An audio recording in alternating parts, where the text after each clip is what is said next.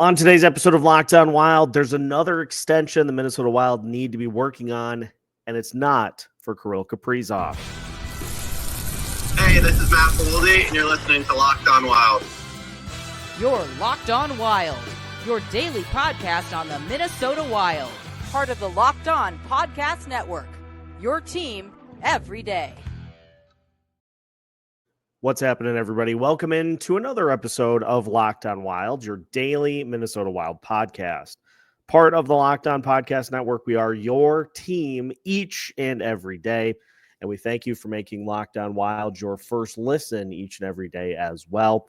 Make sure to subscribe on YouTube and your favorite podcast platforms so you don't miss out on any new episodes throughout the week. Today's episode of Locked On Wild is brought to you by Game Time. Download the Game Time app, create an account, and use code LOCKEDONNHL for $20 off your first purchase. On today's episode of Locked On Wild, 3 things that we take away from round 1 against the Vegas Golden Knights. We'll talk about some great play by Matt Boldy throughout the series, Filip Gustavsson, and we will also talk about the overall depth or lack thereof of the lineup. My name is Seth Toupal, host of Locked On Wild, and the offseason officially begins today. Wanted to get an episode in here today to kind of kick things off and give you a roadmap to what we are going to be looking at here this week. Wild exit interviews are going on here today. Going to have more reaction to that on Tuesday because that's when Bill Guerin and John Hines will both speak. So we will be giving you some highlights from each of the player interviews and talking about some of the more notable ones as well. But for today, just continuing to kind of unpack the round 1 loss to the Vegas Golden Knights. And I know the big part of the discussion this offseason is going to be Kirill Kaprizov's potential extension. And it should take up a lot of the attention and a lot of the energy. But there's another extension that I think needs very close consideration as well. That, of course, Filip Gustavsson. Gus was fantastic in the series. And I know the overall numbers don't look as good as some of the other goalies. A 2.71 goals against average, but a .917 save percentage. All this while the Vegas Golden Knights just peppered the Minnesota Wild with shots the whole series. Like, Gus was under siege for a large majority of this series. And I know the Wild had counter punches, as we've mentioned, but just in looking at the overall numbers, the Vegas Golden Knights had the 3rd most shots in the entire playoffs so far. And that's with a team like the Colorado Avalanche having played 7 games. They had more shots on goal than the Dallas Stars did in 1 fewer game. They had 19 shots less than the Edmonton Oilers, who played 6 games. Point being is that the Vegas Golden Knights offense got their shots on net, and Filip Gustavsson still was able to keep the Wild in the series. Every game was a 1-goal game up until the end, other than the games that the Wilds took care of their business in. And those games would not have been 3-goal wins if not for Filip Gustavsson in net. He had the 4th most goals saved above expected at 2.2. 2.2 goals saved above expected in a 6-game series, which featured 2 overtime games, which featured a 3-2 loss in Game 6, and featured a 4-2 loss in Game 1 that was a 3-2 game up until a buzzer beater power play goal in which the Wild were also trying to get the equalizer. So every game in this series was close, and 2.2 goals over that's in those close games, that's a half goal per game. And not only that, but the save percentage on unblocked shots overall, Gustavsson was at a .962. Save percentage on high danger shot attempts. Filip Gustavsson was sixth best at 778. For extension, Connor Hellebuck at 529. So, and the expected save percentage on those high danger looks, 6.667. So, as far as save percentage above expected, Gustavsson was sixth behind Jordan Binnington, Aiden Hill, Jake Ottinger, Jacob Markstrom, and Mackenzie Blackwood. Some pretty good names in that company. I know as we gaze into our crystal ball, Jesper Wallstedt is what we hope will be the goalie of the future. But let's be honest, bit of a lost year for Jesper between being promised a spot at the beginning of the year as part of a 3-goalie rotation, being told, hey, get an apartment in St. Paul where you're sticking around, to then spending basically the entire rest of the season in Iowa, getting hurt, and all in all, it was a lost season for Jesper. I'm not as concerned about his ability to bounce back from that, but now he's going to be on the NHL roster because of the one-way deal that he signed for 2 years with Marc-Andre Fleury retiring. And Filip Gustavsson is going into the final year of his deal this season. So this upcoming season will be the final year of Gus's deal. It feels like you have a pretty good idea of what you have in Filip Gustavsson right now. We have no idea what Jesper Wallstedt is at this point.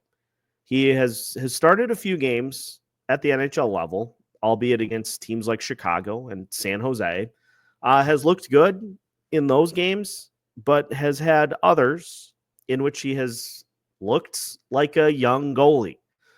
And it takes time, especially for goalies, to get things figured out. Look at Andrei Vasilevsky, for example. Look at any of the premier goalies.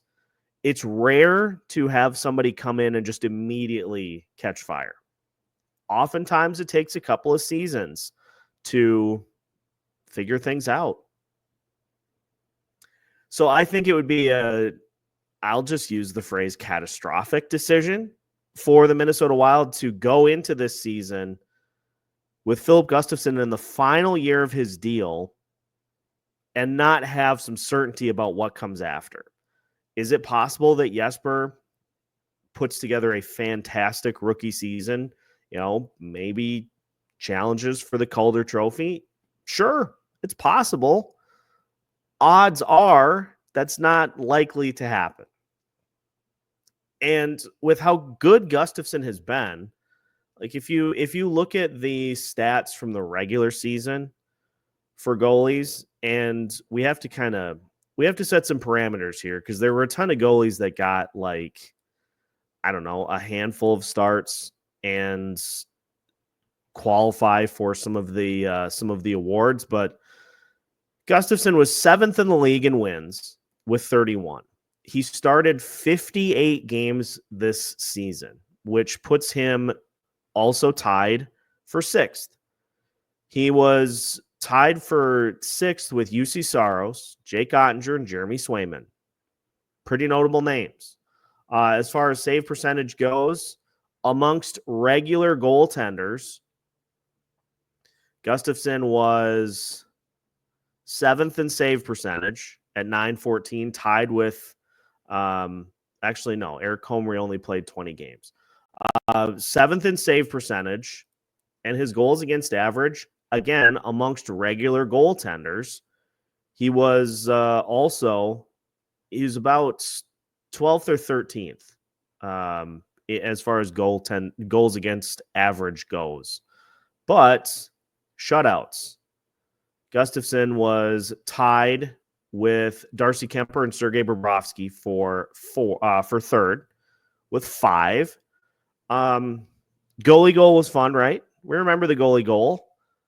My point being is that it's okay to still hope that Jesper can be a big piece and goalie of the future. It's okay to still hope that, because I think we all do.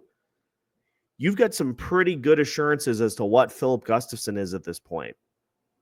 Last year was a mess for the whole team. Gustavsson had a couple of rough months. Other than that, he was pretty good. The year before that, he was a fringe Vezina candidate. So of the years in which he has started full-time, you've got 3 of them. 2 of them, he has been a top 10 goalie in the league.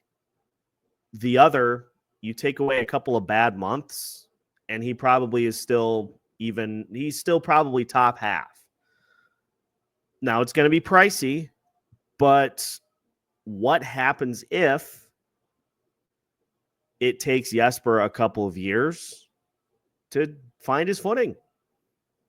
If you don't have assurances at the top with Filip Gustavsson, you're entering into a completely unknown terrain and are then likely going to have to try to piece it together with veteran goalies right in the middle of Kirill Kaprizov's prime.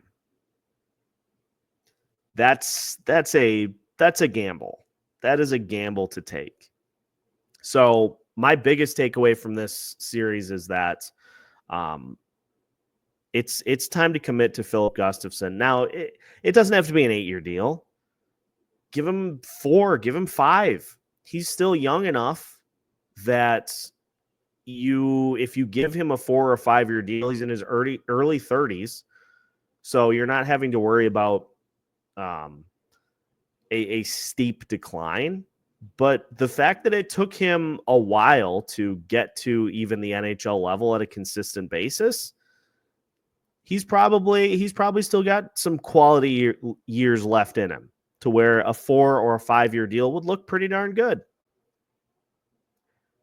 But that's way better to pay a goalie a little more than to have to try to frantically pace things together if Jesper does not prove that he's ready to take the job from the moment you think he's like, I think the plan for Jesper should be to get him acclimated to NHL starts this upcoming season and the year after. And maybe 2 years down the road, he's ready to take the job. He's 20, he's in his early 20s. And it just takes time. So even if Jesper is ready to take the job 2 years from now, you got Filip Gustavsson for this upcoming year. If you do nothing about that, then you got to figure out who's going to start games for one season at minimum. Just get it done. Get the deal done with Gus. He's been a fantastic goalie since he came here. That's one of Bill Guerin's best moves, was taking Cam Talbot off the table and bringing Filip Gustavsson in, playing on the Ottawa Senators' desperation to try to figure out their net presence. That was one of Bill Guerin's best moves of his tenure, bar none, hands down. Now it's time to commit to him as the starter until Jesper is ready to take over. And guess what? If it takes Jesper a quicker amount of time than 2 years, you get a pretty good trade chip. You get a pretty good trade chip in Gus. It gives you options, but it also takes away the uncertainty. So get the deal done with Gus this offseason so you're not having to figure that out during the season next year, because I can promise you this. Other teams will come knocking. There's enough of a mess in the goalie department that other teams will come knocking if you don't get this done. So, food for thought. We will talk about the postseason that Matt Boldy had, because turns out what we were hoping for actually did happen. So we'll take a look at Matt Boldy's postseason and what it means for his future as we continue today's episode of Locked On Wild after this. Today's episode of Locked On Wild is brought to you by Monarch Money. Have you ever checked your bank account and wondered, where did all my money go? Between dining out, online shopping, and entertainment, it is easy to lose track. That's where Monarch Money comes in. your personal CFO, giving you full visibility and control over your finances. Monarch Money isn't just a budgeting app, it's a complete financial command center.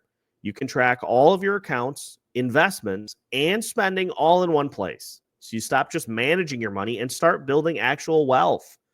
Monarch Money makes it so easy to go through your detailed breakdown item by item. And you uncover some of those hidden surprises, like me paying for a Nintendo Switch account for a couple of years without even using it. Or a PlayStation Plus account. I don't even remember when I signed up for that. Monarch Money helped me correct it and get that money back into my pocket. So take control of your finances with Monarch Money. Use code LOCKEDONNHL at monarchmoney.com for 50% off your first year. That's monarchmoney.com, code LOCKEDONNHL for half off your first year. Today's episode of Locked On Wild is also brought to you by Game Time. The Stanley Cup playoffs are here, and if you've never been to a live NHL playoff game, it is unlike anything else. We have had a fantastic Stars-Avs Game 7. Tonight, we get the Jets and the Blues. Game 7 is unparalleled, and you could have the chance, if there's a Game 7 in the next round, to get to it courtesy of Game Time. My favorite part about Game Time is you can save up to 60% off buying last minute for sports, concerts, comedy, theater, and more. And Game Time gives you panoramic seat views, so you know exactly what your seat will see before you buy it. So take the guesswork out of buying tickets with Game Time. Download the Game Time app, create an account, and use code LOCKEDONNHL for $20 off your first purchase. Terms apply. Again, create an account and use code LOCKEDONNHL for $20 off. Download Game Time today. Last minute tickets, lowest price guaranteed. Welcome back to today's episode of Locked On Wild. Once again, we thank you for making Locked On Wild your first listen each and every day. For those that are kind of wondering, did not have a live show here today. Denny is not doing the best right now. So we're hoping that he can get back to doing shows later this summer, but as of right now, health is the most important thing.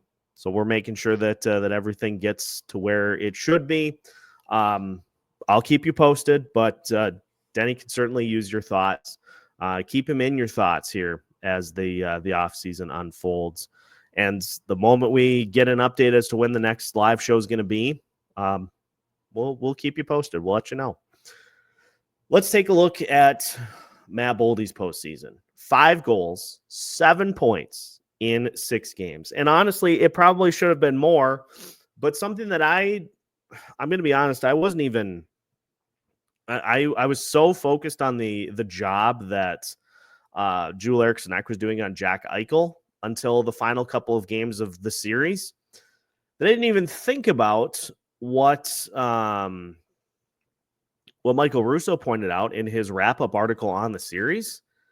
Mark Stone and Jack Eichel are pretty good defensively themselves. And the fact that John Hines did not try to split up those two lines, especially at home with the last change, kind of a head scratcher.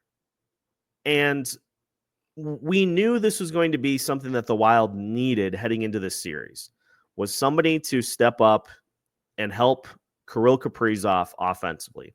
Matt Boldy did that. Matt Boldy had some fantastic games in this postseason. And if not for, again, the matchups, probably could have had a few more points on the board. But this is what encompasses Matt Boldy as a player right now, is when he is on, when he's clicking on all cylinders. Like I think about that goal that he had where he's got, I think it was Barbashev on him. And he is keeping the puck between the net and himself while Barbashev is draped all over him. And he still has enough strength to get to the net, pull Aiden Hill out of the crease, and just tap one in for a goal. It was one of the most disgusting goals I've ever seen in my life. And that is the kind of strength and the kind of positioning and the kind of skill that Matt Boldy brings to the table. And at 24 years old, he's already got 100 goals in the NHL. Now, it's not record breaker pace, but Boldy has put together a 31 goal season, a 30 goal season, a 31 goal season, a 29 goal season, and a 27 goal season over the last 3 years. And in that same amount of time, he has missed a total of 8 games over the last 3 seasons. So he has become a pretty reliable, as far as durability goes, pretty reliable player, and a pretty important piece for this mix. However, he tends to run a little hot and cold. And this is, I think, where the biggest frustration with his game lies, is that he can have the amazing start to the season that he did. He had 11 goals through the first 2 months of the season. Looked like a guy that was set. We were saying early on in the season that he was poised for a 50-50 year just by how he looked, and it looked different. It looked incredible. And then cold in the month of December, 2 goals in the month of December. He kind of bounces back, but then there are these lengthy stretches. He went from the game after the Four Nations face-off. He scored against Detroit in that game. His next goal was March 19th against the Seattle Kraken. So almost a full month between goals. And yes, you're not going to think about this. If you score 40 goals in a season, if you score 40 goals in an 82-game season, you're scoring on average, you have a couple of multi-goal games in there. On average, you're scoring in, 35, 36 games of the season. If you have a bunch of multi-goal games, it's going to be less than that. So what are you doing in the other games to impact things? What are you doing to make your presence felt and to impact the outcome? And look, I get it. There are going to be some clunkers. There are going to be some games where you just don't have it. Tough matchup defensively on the other side, or you're maybe battling injuries, things along those lines. So there are going to be some clunkers, but I think what we need to see from Boldy to take the next step is to just cut down on some of those goal droughts. If you go a full month in between goals, and then all of a sudden you have 5 goals in a 7-game span, spread it out a little bit, or find ways to more impact the game.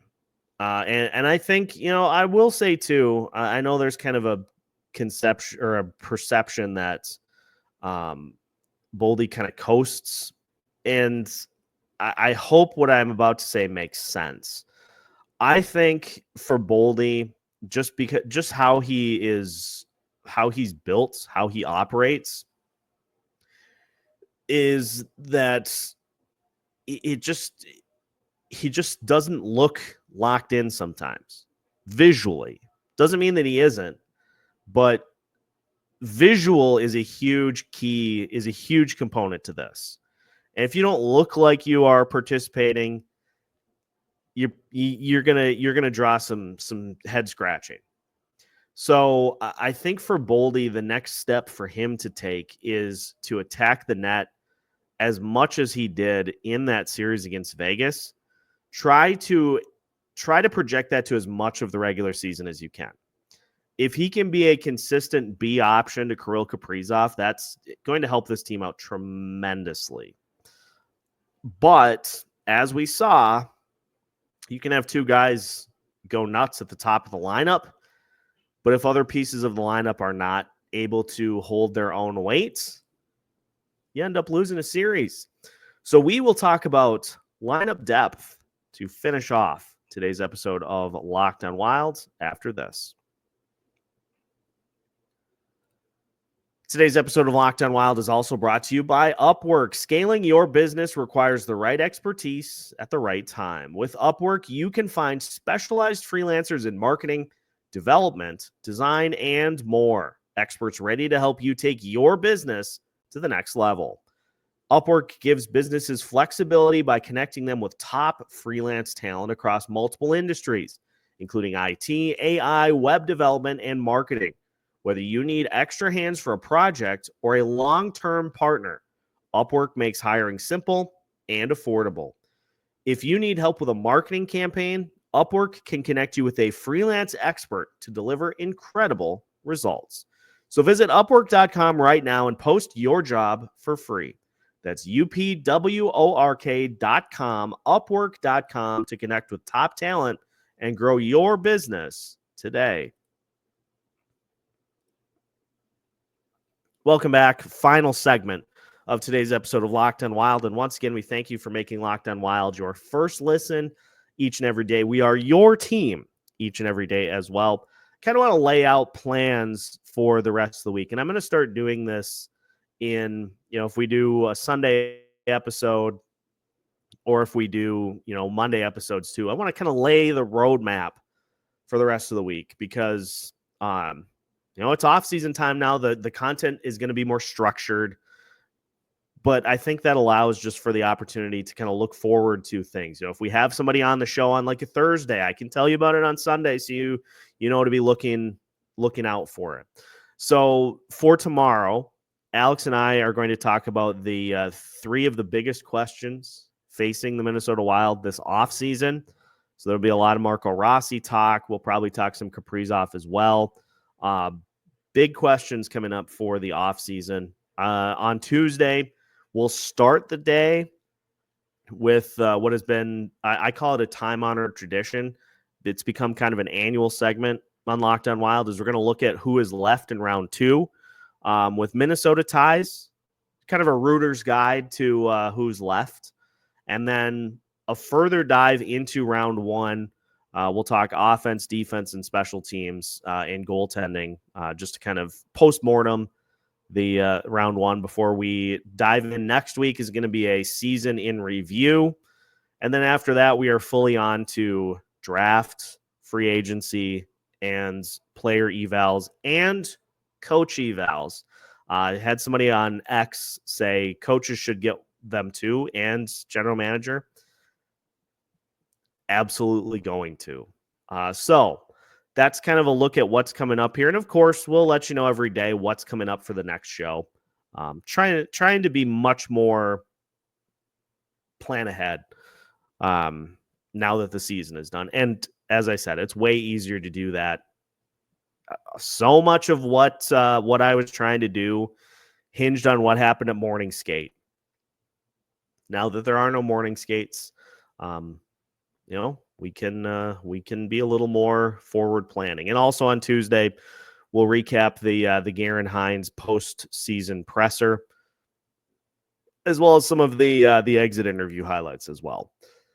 So the final takeaway that I had from round one is that the old lineup needs some help badly. Bruce Cassidy was able to really exploit some lineup weaknesses throughout the course of that series. And you had a couple of guys that stepped up to help. Ryan Hartman had a fantastic series. Marcus Foligno was very impactful throughout the course of the series. But so many other guys that just did not deliver. And I think you had the frustration of Marco Rossi's situation that hung over the entirety of the series. He is clearly not a fourth line guy, and Bill Guerin can blanket we didn't like his game down the stretch as much as he wants. Playing Freddie Gaudreau in a top six role over Marco Rossi was a choice. It was a choice that backfired, especially as the series wore on and as it became more evident that you were going to need that you couldn't win this series with one line. And the fact that Rossi averaged 11 minutes a night on the ice. And Justin Brazeau in the 6 games, this is average in the 6 games. He averaged 7 minutes, 56 seconds a night. Yakov Trenyan, 9 minutes, 30 seconds of ice time per night. That's average for the series. Vegas had one player under 10 minutes, and that was one player that played one game in the series. You look at the rest of the numbers here. Actually, I beg your pardon. It was Tanner Pearson. He averaged 7 minutes, 48 seconds per night. He played in a total of 3 games. One player. Other than that, you're getting like Brett Howden, 12 minutes per night. He scored 3 goals in the series. Nicholas Waugh, 14 minutes per night. And these are all forwards. I'm not defense plays more minutes as it is. Pavel Dorofeyev, 17 minutes, 39 seconds per night. Ivan Barbashev, 16 minutes. Brandon Saad, 14 minutes. William Karlsson, 17 minutes. Riley Smith, 15 minutes. Victor Olofsson, 13 minutes. Keegan Colasar was the next closest to that 10-minute mark at 11 minutes, 20 seconds. So, and to an extent, I get it, because you're always going to try to get it done with your top guys. You're always going to try to win games with your top guys. But look at the Dallas Stars and what they just did and the balance that their lineup boasts. You had the Vegas Golden Knights had 2 players that played an average amongst forwards that played an average of 20 minutes or more in the series. You had Jack Eichel, who averaged 22-26. Mark Stone averaged 21-44. As far as forwards go, that was it. Everybody else under 20 minutes. For the Minnesota Wild, Matt Boldy averaged 25 minutes a night on the ice. So at the end of the series, you're running on fumes. But that was the reality that this team had to work with, is that you don't have the horses at the bottom of the lineup to be able to keep up. And so you max out the minutes of your top guys. And it's funny that we talk about the bottom 6 being an issue again, considering that we've been talking about that being the only type of player that Bill Guerin likes to go after for the last 3 years. So lineup depth has to be majorly addressed this offseason. And look at where the NHL is headed. Skating, skill, a guy who could really help you out that you didn't end up hanging on to. The guy who had 3 goals in the first round of the series again for the Washington Capitals. Brandon Duhaime, and guess what? He's averaging 14 and a half minutes per night in the postseason as mostly a 4th-line guy.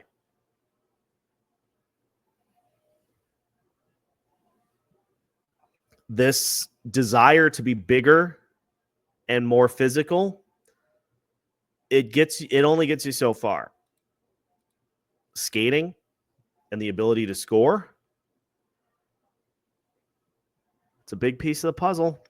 So it's going to be a fascinating offseason for the Minnesota Wild. I will also say I'm reading Kirill Kaprizov's thoughts here that he shared in his exit interview today, and I got to say that's pretty encouraging. We'll talk about that with Alex coming up tomorrow. But again, keep denning your thoughts as he continues to try to get himself back to able to do shows here. Just at the moment is not able to. We'll hope that he's able to later on in the summer, and we'll of course keep you posted when he is able to once again. So appreciate everybody tuning in here to a Sunday episode. We'll probably do more of these to kind of fill the live show void in the near future, in the interim. But working on some plans for that as well. So thanks everybody for tuning in to today's episode. Again, make sure to like and subscribe if you have not already. so you don't miss out on any new episodes throughout the week. We've got new episodes for you every Monday through Friday as part of the Locked On Podcast Network.